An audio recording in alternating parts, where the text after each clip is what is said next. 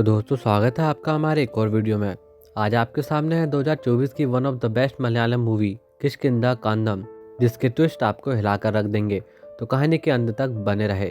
कहानी की शुरुआत अजय नाम के एक लड़के से होती है, जो कि एक फॉरेस्ट ऑफिसर होता है, जो कि एक लड़की जिसका नाम अपर्णा होता है वह उससे कोर्ट मैरिज कर रहा होता है। और उसी समय उस जगह पर चुनावी माहौल होता है और सभी को अपनी लाइसेंस वाली गन जमा करने का आदेश दिया गया होता है और सभी अपनी गन जमा कर रहे होते हैं। लेकिन अजय के पिता, जिनका नाम अबू पिल्ला होता है, उन्हें भी यह नोटिस भेजा गया था, लेकिन उन्होंने अपनी गन जमा नहीं की थी। इसलिए अजय को पुलिस स्टेशन से कॉल आता है और अजय इस बात से थोड़ा घबरा सा जाता है, क्योंकि वो गन कहीं खो गई होती है और वह अभी तक गायब होती है और उसका कोई अता पता नहीं होता है और ना ही इसकी जानकारी पुलिस स्टेशन में दी गई होती है। अजय का घर फॉरेस्ट ऑफिस के पास में होता है। अजय के पिता काफ़ी गुस्सा करने वाले होते हैं, इसलिए जब वह गन के बारे में कॉल करके उनसे पूछता है तो वे काफ़ी गुस्सा करते हैं, जिस पर वह कॉल रख देता है। अबू पिल्ला एक रिटायर्ड फौजी होते हैं, इसलिए उनके अपने थोड़े कुछ नियम होते हैं जिनको लेकर वे काफ़ी सख्त होते हैं। अजय कोर्ट मैरिज करने के बाद वापस घर जा रहा होता है, तभी प्रवीणा का भाई प्रसुभ उनसे मिलने आता है। प्रवीणा अजय की पहली वाइफ थी, साथ ही उसका एक बच्चा भी था। अब वे लोग अपने घर पहुंचते हैं, लेकिन जब वह अपने घर पहुंचता है तो वहाँ पुलिस पहले ही मौजूद होती है। यहाँ पर पुलिस ऑफिसर अबू पिल्ला से गन से जुड़े कई क्वेश्चन करते हैं, जिस पर वे पुलिस वाले को बता देते हैं कि गन काफ़ी समय से गायब है। जिसके बाद सारे पुलिस वाले अबू पिल्ला से काफ़ी नाराज़ होते हैं, क्योंकि वह एक रिटायर्ड फौजी हैं और उनके लिए यह काफ़ी बड़ी बात होती है। और साथ ही वह इस बात से भी काफ़ी हैरान होते हैं कि एक फॉरेस्ट ऑफिसर होकर भी ये लोग इतनी बड़ी गलती कैसे कर सकते हैं, क्योंकि उस गन का कोई भी मिसयूज़ कर सकता है। आगे पुलिस कुछ पेटिशन फाइल करने को कहते हैं और वे सभी लोग वहां से वापस आ जाते हैं। उस रात अजय अपने बड़े भाई प्रशोभ से बात करता है और उससे सारी बातें बताता है और वह काफ़ी परेशान भी होता है, जिस पर उसका बड़ा भाई कहता है कि ज़िंदगी में घटनाएं होते रहें, बढ़िया है, ज़िंदगी हमेशा तुम्हारे बारे में होती है, इसलिए ज़्यादा परेशान होने की कोई ज़रूरत नहीं है। जिसके बाद वह अपर्णा से बात करता है और कॉल कट कर देता है। अगले दिन अपर्णा बाहर टहल रही होती है, तभी उसे एक रेडियो दिखाई देता है, जो कि एक बड़े से पेड़ के ऊपर रखा होता है और जिसे देखकर वह थोड़ी हैरान होती है। और अपर्णा को यह बात समझ नहीं आ रही होती है कि आखिर रेडियो इतनी ऊपर कैसे आ गया। जिस पर अजय उसे बताता है कि पास ही टूरिज्म की एक जगह है और रिजर्व फॉरेस्ट लग जाता है और यहाँ पर जंगली बंदरों की भरमार है, तो यह उन्हीं की कारिस्तानी है और तब से यह ऊपर ही लटका हुआ है और ऐसे ही तुम्हें ढेर सारी चीज़ें पेड़ों पर दिखाई देंगी, तो यह देखकर तुम ज़्यादा हैरान न होना। अजय की यह बात सुनकर अपर्णा को लगता है कि वह गन बंदर भी तो चुरा सकते हैं। आगे अजय अपर्णा से कहता है कि शायद तुमने कल पापा की बात नहीं सुनी, इसके लिए वे पहले ही ऑर्डर दे चुके हैं। और आगे हम देखते हैं कि वहाँ पर कुछ लोग आते हैं और वह सारी जगह की खोजबीन चालू कर देते हैं और देखते ही देखते वह जंगल का चप्पा चप्पा छान लेते हैं, लेकिन उनके हाथ पर कुछ भी नहीं लगता है और वे वापस अपने काम पर निकल पड़ते हैं। आगे हम अबू पिल्ला को देखते हैं, जो कि अपनी कार लेकर बाहर जा रहे होते हैं और वे बाहर जाकर एक आदमी से मिलते हैं। वैसा ऐसा बेहद ही कम होता है, इसलिए कुछ पुलिस वाले यह देखकर हैरान होते हैं। उस रात हमें पता चलता है कि 2 साल पहले उसकी वाइफ मारी गई थी और उसी समय से उनका बेटा चचू गायब है। अगले दिन अजय अपने ऑफिस में होता है, तभी एक गोली चलने की आवाज़ आती है, जिसके कारण सभी का ध्यान वहाँ पर जाता है और वे उसकी जाँच के लिए निकल जाते हैं, जिसमें अजय के कुछ साथी ऑफिसर भी मौजूद होते हैं। और वहाँ पर सारी जांच करने के बाद उनके पास कोई खास जानकारी नहीं मिलती है, लेकिन वहाँ चली गई गोली पिस्तौल की होती है और इस बात से अजय थोड़ा घबरा भी जाता है कि कहीं ये वही पिस्तौल तो नहीं। और उसी समय हम अबू पिल्ला को वीएमसी हॉस्पिटल में देखते हैं, जो कि किसी रिपोर्ट के लिए वहाँ पर आया होता है और इसके पहले भी वह कई बार वहाँ पर इसी प्रॉब्लम के लिए आ चुका होता है। और रिपोर्ट कलेक्ट करने के बाद वह घर आने लगता है और हम देखते हैं कि उस रात अबू पिल्ला काफ़ी लेट हो जाता है, क्योंकि उसकी गाड़ी खराब हो चुकी होती है। तब वह अजय को कॉल करता है, जिसके बाद अजय और अपर्णा जाकर अपने साथ उन्हें घर वापस ले आते हैं। उसी रात अबू पिल्ला घर के बाहर कुछ जला रहा होता है और उसी समय अपर्णा का ध्यान बाहर जाता है और वह जलती हुई आग को देखती है, तो वह फौरन अजय के पास जाती है और उसे सारी बातें बताती है, जिस पर अजय को लगता है कि वह कोई मजदूर होगा और वह उसे देखने के लिए जाने लगता है। लेकिन तभी तेजी से बारिश शुरू हो जाती है और अजय वहां पर नहीं जा पाता है। और अगले दिन हम देखते हैं कि अपर्णा इसकी जांच के लिए शिवदास को बुलाती है। जांच करने पर वे लोग पाते हैं कि वहां पर इसके पहले भी कई बार कुछ जलाया गया था। आगे अजय सोमदत्तन के बारे में अपर्णा से बात करता है, जिससे अपू पिल्ला मिलने गए थे, जो कि अपू पिल्ला के दोस्त हुआ करते थे। सोमदत्तन का नक्सली गतिविधियों से संबंध हुआ करता था, इसलिए शिवदास उसे कहते हैं कि इस बारे में पुलिस स्टेशन में काफ़ी बातें चल रही है, इसलिए अपने पिता को समझाओ कि वह सोमदत्तन से दूरी बनाए रखें, क्योंकि यही उनके लिए काफ़ी अच्छा होगा। और वे चले जाते हैं। तभी हम देखते हैं कि चचू के बारे में उनके घर पे कुछ संदेश आया होता है और वे उसे देखने के लिए चले जाते हैं। अजय को यहाँ पर डर होता है कि चचू को कुछ हो तो नहीं गया।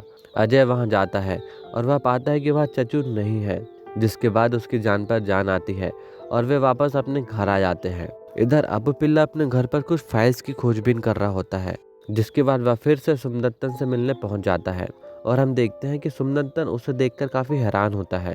अगले दिन उनके घर पर एक लड़की जनगणना के लिए आती है और वह अपू पिल्ला से घर के बारे में काफ़ी क्वेश्चंस करती है, जिस पर वह अजीब तरीके से रिएक्ट करता है और आंसर देता है, जिसे कि अपर्णा काफ़ी देर से देख रही होती है और वह काफ़ी कंफ्यूज भी होती है कि आखिर वे ऐसा क्यों कर रहे हैं।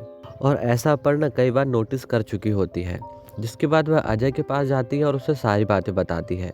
आगे वह कहती है कि वे अपने आर्मी फ्रेंड से बात करते समय भी कुछ ऐसी ही हरकतें करते हैं, जैसा कि नोटबुक का यूज़ करना, अजीब तरीके से आंसर देना।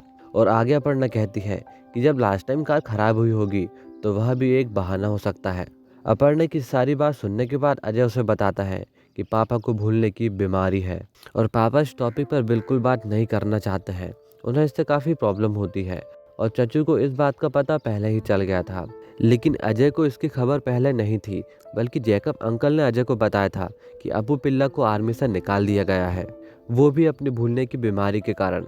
वे अपने काम को लेकर बेहद ही ज़्यादा स्ट्रिक्ट हुआ करते थे और इसी बीच उनके काम को लेकर ढेर सारे इशू भी हुए थे, लेकिन उन्होंने इसे अच्छे से संभाल लिया था।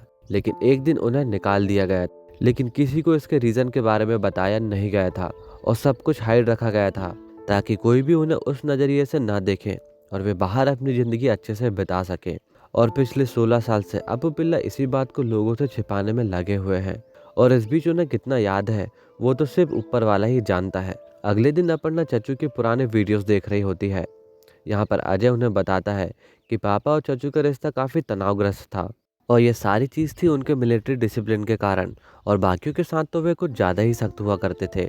यह बात सुनकर अपर्णा हिचकते हुए क्वेश्चन करती है कि हो सकता है कि वो भी कुछ भूल गए हो, क्योंकि जब चचू गायब हुआ था तो उस वक्त सिर्फ वही उनके साथ थे, और हो सकता है कि उन्हें सब कुछ पता हो और वे भूल गए हो। और यह बात सुनकर अजय चुप रह जाता है। तभी उसके घर के पास पुलिस आती है, क्योंकि वहाँ खुदाई के दौरान एक बंदर का शव मिला होता है और इसी कारण वहाँ पे काफ़ी भीड़ भी इकट्ठा हो गई होती है। इसके लिए अपू पिल्ला से कई क्वेश्चन किए जाते हैं, क्योंकि 2 साल पहले वह जमीन उन्हीं की हुआ करती थी, जिससे कि अपू पिल्ला ने जॉय नाम के एक व्यक्ति को बेच दी थी। अगले दिन हम अपू पिल्ला को फिर से वीएमसी हॉस्पिटल जाते हुए देखते हैं, जहाँ वह कुछ रिपोर्ट कलेक्ट करता है और वापस अपने घर आ जाता है। लेकिन घर पर उनका एक फ्रेंड पहले ही मौजूद होता है, जिसे देखकर वह चुप रह जाते हैं और वह थोड़े हैरान और शौक से होते हैं और वह उनसे कई क्वेश्चन करता है, लेकिन वे उसका कोई आंसर नहीं देते हैं और वह पहले अपने कमरे में जाते हैं और वे अपनी डायरी से उनका नाम और बाकी जानकारी पढ़ते हैं और उससे बात करने के लिए बाहर आते हैं। लेकिन उनके हाथ पर एक डायरी भी मौजूद होती है, जिस पर अबू पिल्ला ने उस आदमी के बारे में जानकारी पहले ही लिख ली होती है, क्योंकि वह इसके पहले भी कई बार मिलने आ चुके होते हैं। और जैसा कि अबू पिल्ला बेहद ज़्यादा होशियार और चालाक व्यक्ति होता है, वे अपनी चालाकी के साथ उससे प्रश्न करता है और वे समझ जाते हैं कि वह उसका कोई फ्रेंड नहीं है, बल्कि वह सब कुछ झूठ बोल रहा है। इससे वह आदमी पैनिक करने लगता है और वहाँ से भागने लगता है। तभी अजय और अपर्णा अपने घर पहुँचते हैं और अचानक से सब कुछ नॉर्मल हो जाता है और वे अच्छे से बातें करने लगते हैं, जिसके बाद वह व्यक्ति चला जाता है। आगे पुलिस वालों की एक फ़ोटो मिलती है, जिस पर एक बंदर के हाथ पर एक पिस्तौल होती है। इससे वहाँ पर गर्मा गर्मी बढ़ जाती है और उन्हें यह लग रहा होता है कि यह अबू पिल्ला की पिस्तौल तो नहीं।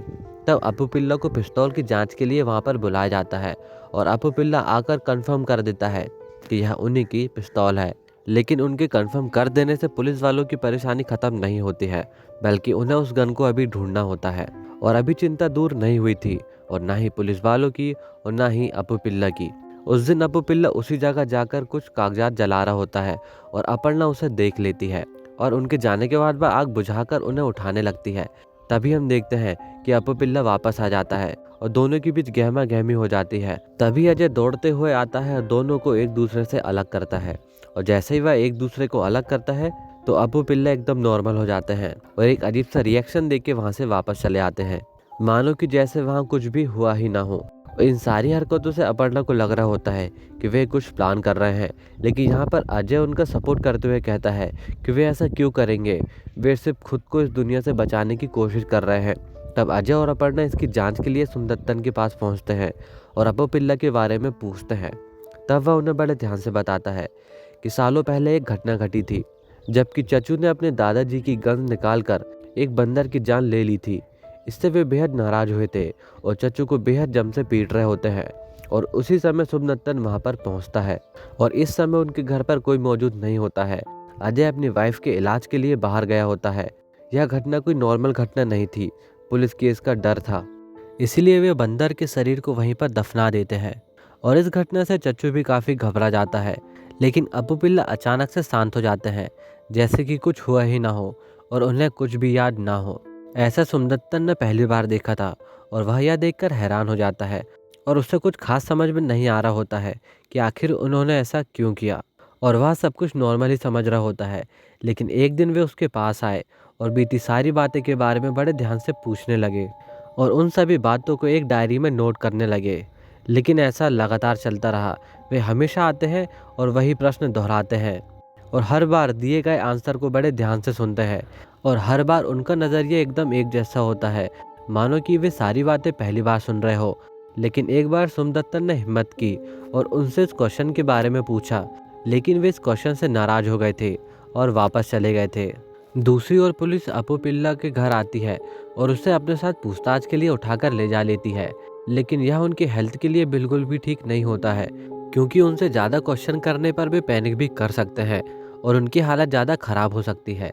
इसलिए अजय पुलिस वालों से बहस कर लेता है, लेकिन इसके बावजूद भी पुलिस उनसे क्वेश्चंस करती है, जिस पर अप्पू पिल्ला चुप होता है। वह उनके कोई भी क्वेश्चन का आंसर नहीं देता है, बल्कि वह धीरे धीरे और भी ज़्यादा डरने लगता है।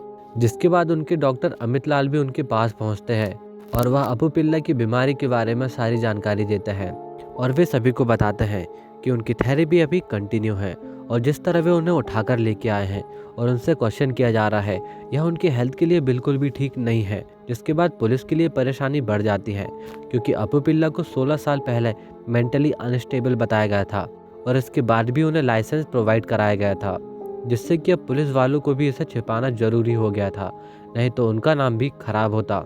इस तरफ अपर्णा घर पर अकेली होती है और अप्पू पिल्ला के रूम पर जाती है और वहाँ पर एक के बाद एक सारी चीज़ें चेक करने लगती है। वहाँ पर ढेर सारा सामान होता है, नोट पेपर होते हैं, कटिंग होती है, मानो कि वे किसी केस की इन्वेस्टिगेशन कर रहे हो। थोड़ी देर और छानबीन करने के बाद उसे अलमारी से एक गन मिलती है और वह उसे देखकर डर जाती है। इस तरफ अप्पू पिल्ला को अब छोड़ दिया जाता है और वे उसे लेकर घर पहुंचते हैं, लेकिन अप्पू पिल्ला समझ जाता है कि उनके कमरे पर कोई आया था, जिससे कि वह बेहद गुस्सा करते हैं और वह तुरंत कारपेंटर बुलाने को कहते हैं और तभी अजय भी ठीक वैसा ही करता है। डॉक्टर अमृतलाल जाने से पहले अपर्णा से मिलता है कि वे अपने सामान को बिखरा देखकर बहुत ज़्यादा पैनिक करने लगे होंगे, क्योंकि अब अप्पू पिल्ला बाहरी इंसानों से ज़्यादा अपने सामान और नोट्स पर विश्वास करने लगे हैं। और जैसा कि हम बेकार मैसेजेस को डिलीट कर देते हैं, ठीक उसी प्रकार अप्पू पिल्ला से वही चीज़ों को याद रखता है जो कि वह याद रखना चाहते हैं, यानी दुनिया वालों के लिए जो बीमारी है, मानो वह उनके लिए एक वरदान हो। और अब उन्हें कितनी बातें और कौन सी बातें याद हैं, यह तो कोई नहीं जानता है। अजय को पता चल जाता है कि अपर्णा पापा के कमरे पर गई थी, जिससे कि अजय काफ़ी गुस्सा करता है। तभी वह गन अजय के सामने रख देती है और कहती है कि मैं यहाँ पर घूमने नहीं आई हूँ और मैं जानना चाहती हूँ कि आखिर चच्चू के साथ क्या हुआ था, और मेरा इरादा किसी को परेशान करने का नहीं है और ना ही मैं किसी को विलन बनाना चाहती हूँ। मैं तो सिर्फ इतना जानना चाहती हूँ कि आखिर चच्चू के साथ क्या हुआ था। अजय मजबूर होता है, इसलिए वह अपने पिता का साथ देता है, लेकिन अपर्णा के लगातार बढ़ रहे प्रश्न के सामने वह झुक जाता है और वह सारी सच्चाई उसे बता देता है। अजय अपर्णा से कहता है कि वे भी इसी बारे में पता लगा रहे हैं कि आखिर चच्चू के साथ क्या हुआ, इसलिए वे सारी जगह जाकर चच्चू के बारे में बार बार पता कर रहे हैं और उन्हें यह भी डर होता है कि आखिर चच्चू के गायब होने पर कहीं उन्हीं का हाथ तो नहीं, इसलिए वे बेहद ज़्यादा परेशान होते हैं और बार बार इसका पता लगा रहे हैं। और ये सब उनकी इन्वेस्टिगेशन का ही एक रूप है। लेकिन जब वे सब कुछ भूल जाते हैं तो वे सारी चीज़ों को फिर से शुरू करते हैं और सब कुछ जला देते हैं और एक नई शुरुआत करते हैं। और अपर्णा यह सुनकर दंग रह जाती है। लेकिन अपर्णा को अभी भी यह सब लग रहा होता है कि अजय कुछ न कुछ उससे छिपा रहा है। जिसके बाद अपर्णा फिर से अजय से सवाल करती है और फिर वह बताता है कि जिस दिन चचू गायब हुआ था तो उसी दिन उनने चचू और उसकी माँ को घर पर ड्रॉप किया था और वह काम से बाहर चला गया था। और जब वह घर वापस लौटता है तब चचू वहाँ पर मारा पड़ा होता है, क्योंकि चचू गन से खेल रहा होता है। और जब उसकी माँ उससे गन वापस ले रही होती है तब गलती से गोली चल जाती है, जिससे कि चचू मारा जाता है। यह देखकर अजय की हालत काफ़ी ख़राब हो जाती है और उसे कुछ भी समझ नहीं आ रहा होता है कि वह क्या करे। उस समय उसके पिता भी घर पर होते हैं, लेकिन वह उन्हें कुछ भी नहीं कह पाता है। इस समय प्रवीणा भी उसके सामने होती है और प्रवीणा की हालत भी बेहद ज़्यादा नाजुक होती है। तब वह उसे लेकर हॉस्पिटल पहुंचता है, लेकिन चच्चू को वहीं पर छोड़ जाता है। और जब वह हॉस्पिटल से वापस घर पहुंचता है और जब वह अपने कमरे पर आता है तब चच्चू की बॉडी वहां से गायब होती है और उसके पिता उस समय खाना खा रहे होते हैं। लेकिन अजय के अंदर इतनी हिम्मत नहीं होती है कि वह चच्चू के बारे में कुछ पूछ सके। वे वापस अपने कमरे पर चले जाते हैं और कई महीने बीत जाते हैं और प्रवीणा की हालत भी अब बहुत ज़्यादा ख़राब हो चुकी होती है। तब अजय अपने पिता को वही कागज़ जलाते हुए पाता है, क्योंकि वे चच्चू के बारे में पता लगा रहे होते हैं।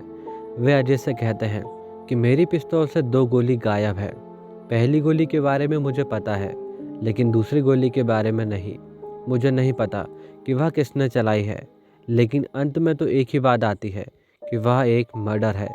लेकिन मैं तुम्हें कभी दोषी नहीं देख सकता हूँ, इसलिए सारी सच्चाई का जल जाना ही ठीक है। और यहाँ पर हम समझ पाते हैं कि अपू पिल्ला को हो सकता है कि सब कुछ पता हो और हो सकता है कि ना हो, और इस बात को कोई नहीं जानता है।